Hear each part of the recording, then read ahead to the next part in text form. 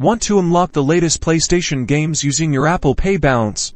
Unfortunately, you can't directly use Apple Pay on your PS5 console. Sony doesn't currently support Apple Pay as a direct payment method on their system. But don't worry, there's a clever workaround.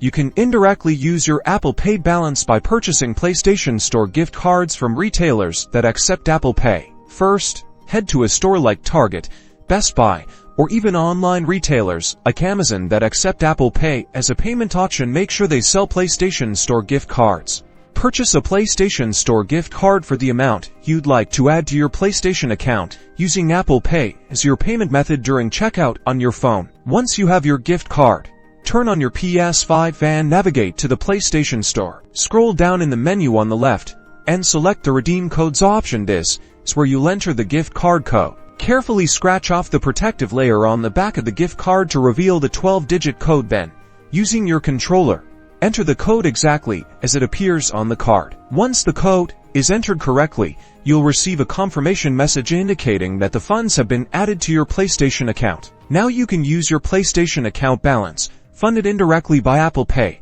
to purchase games, DLC, PlayStation Plus subscriptions, and other content from the PlayStation Store. Enjoy your new games.